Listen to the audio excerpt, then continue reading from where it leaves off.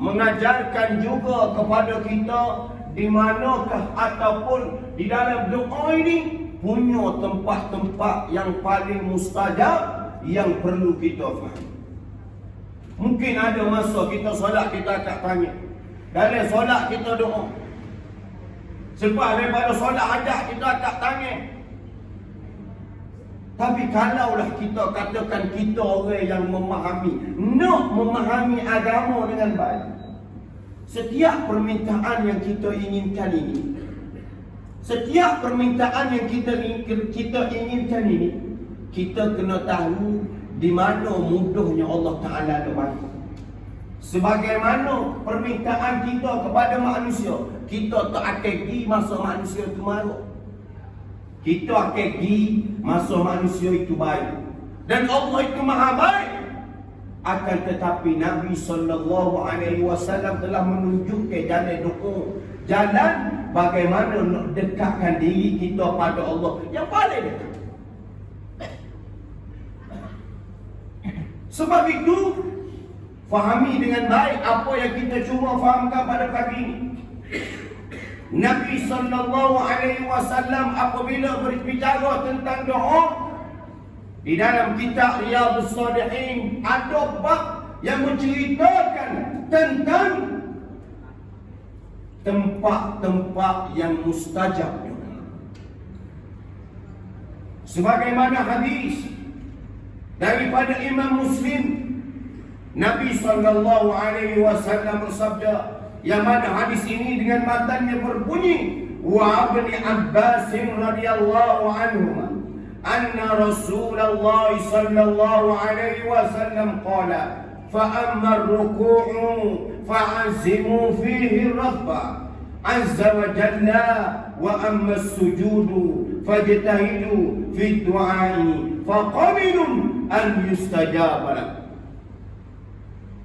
Daripada Ibnu Abbas radhiyallahu anhu bahawa Rasulullah sallallahu alaihi wasallam bersabda, adapun ketika rukuk, ketika sujud, maka bersungguh-sungguhlah di dalam berdoa, maka doa tersebut pasti dikabulkan oleh Allah Subhanahu wa ta'ala. Di dalam hadis lain juga, wa an Abi Hurairah radhiyallahu anhu anna Rasulullah sallallahu alaihi wasallam qala aqrabu ma yakunu al-'abdu min rabbih wa huwa sajidun fa akthiru ad-du'a. Nabi sallallahu alaihi wasallam bersabda daripada Abu Hurairah radhiyallahu anhu, keadaan seorang hamba yang paling dekat dengan Rabbnya adalah ketika ia sedang bersujud, maka perbanyakkan berdoa ketika sujud. Apa yang tuan-tuan boleh faham daripada dua hadis ini?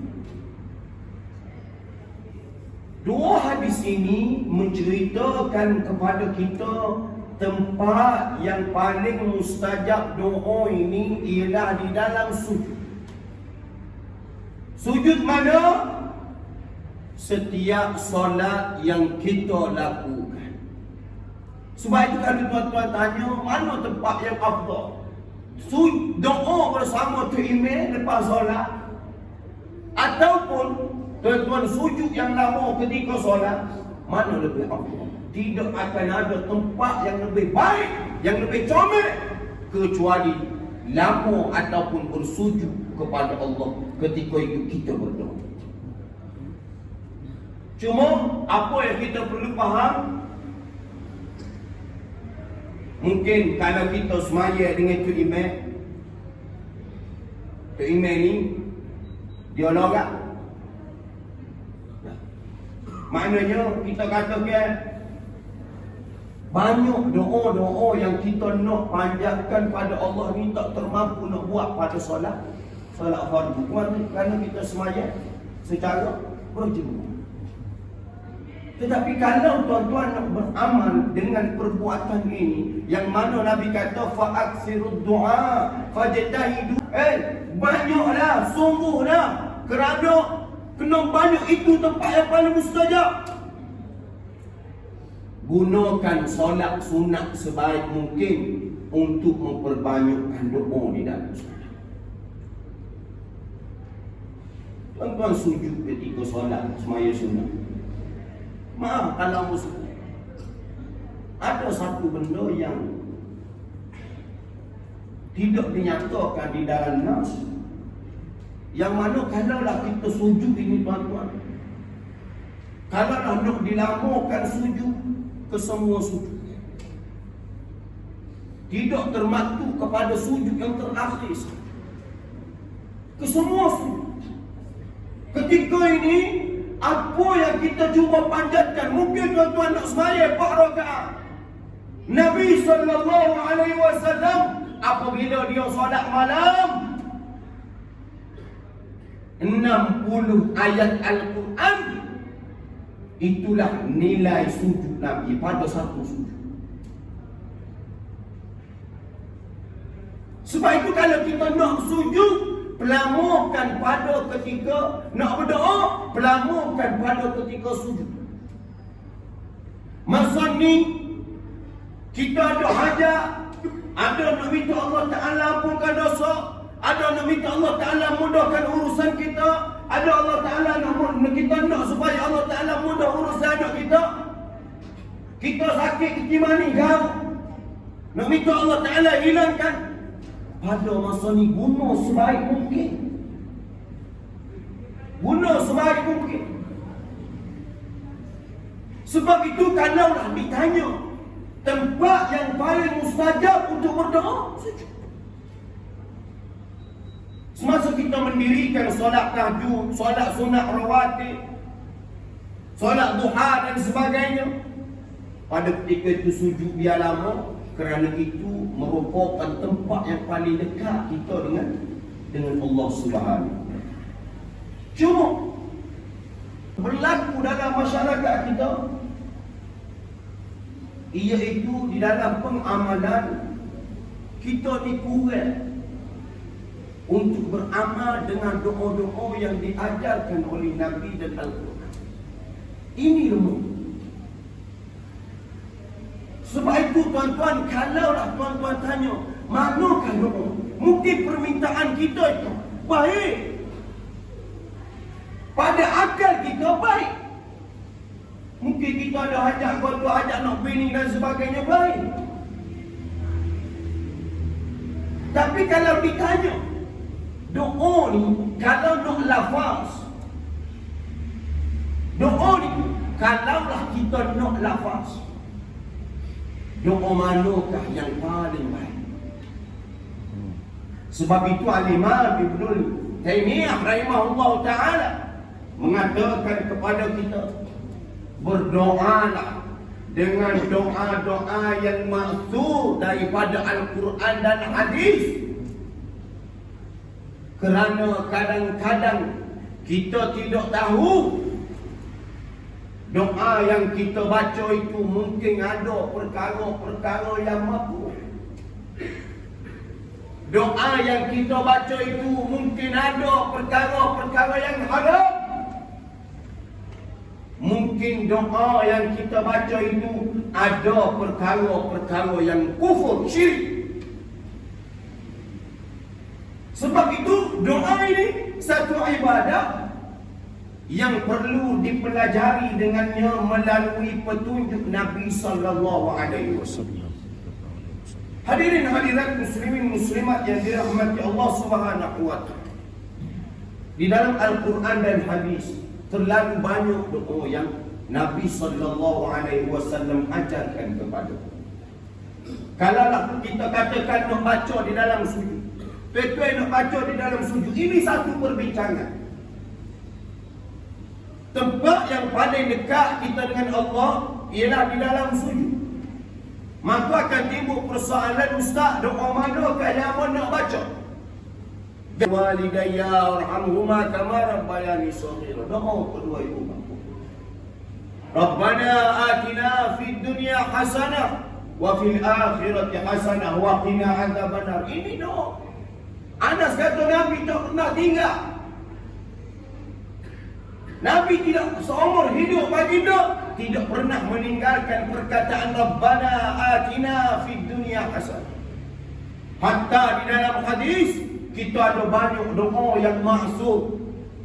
Sebagaimana permintaan yang dibuat oleh Abu Bakar As-Siddiq kepada Nabi sallallahu alaihi wasallam. Abu Bakar mari pada Nabi jumpa dengan Nabi. Abu Bakar kata, ya Rasulullah. Abu Bakar tak minta doa nak baca luar solat. Abu Bakar kata kepada Nabi, ajarkan kepada aku doa untuk aku baca di dalam solat. Sebab itu tuan-tuan, banyak perkara-perkara, doa-doa, cara-cara yang Nabi sallallahu alaihi wasallam ini tinggalkan. Kita banyak lagi tak capai kehendak. Di dalam beribadah, di antara perkara-perkara utama mengamalkan sunnah. Nabi sallallahu alaihi wasallam melalui hadis kursi dikatakan kepada kita, Allah Subhanahu wa taala berfirman, aku cinta kepada hamba-Ku yang mana mereka itu lakukan apa yang fardu. Dalam hidup kita semaya fardu. 5 waktu kita buat zakat, kita bayar haji, mana tanggungjawab kita buat tak buat bagi sunnah pun. Allah Taala sayang. Tapi kalau nak dekat, cinta dekat pada Allah, yang mana Allah Taala kata jelas di dalam hadis kursi, aku cinta, aku sayang, aku dekat kepada orang yang mana mereka itu bila beramal dengan sunnah Nabi. Maka banyak sunnah ni tuan-tuan. Di antaranya di dalam berdoa, tempat mustajab doa, ada doa yang dibaca oleh Nabi kita tinggal.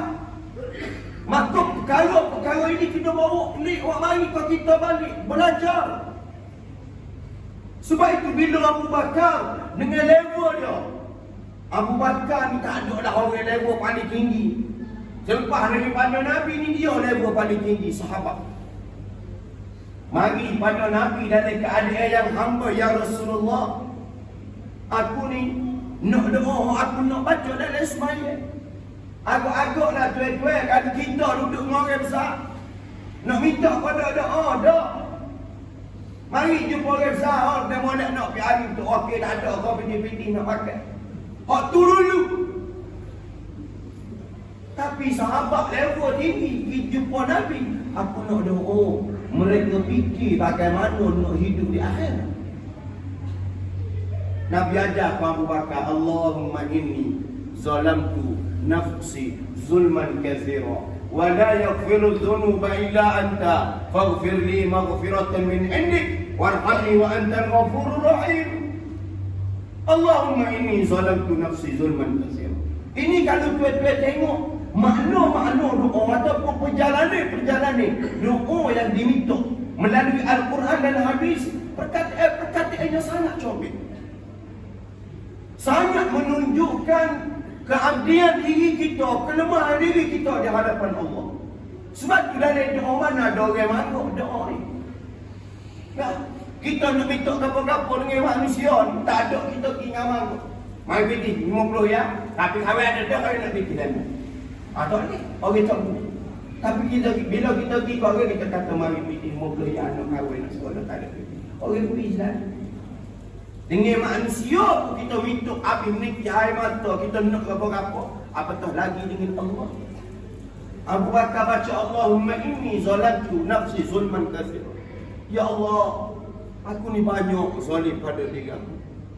Wala yaghfiru dhunuba illa anta. Tak ada lah orang yang mengampunkan dosa kecuali faghfir li maghfiratan min indik. Ampunkanlah dosa aku. Kerana pengampunan itu di sisi kamu. Matilah aku.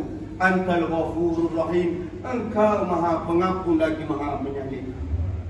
Itu lafaz. Sebab itu di dalam Quran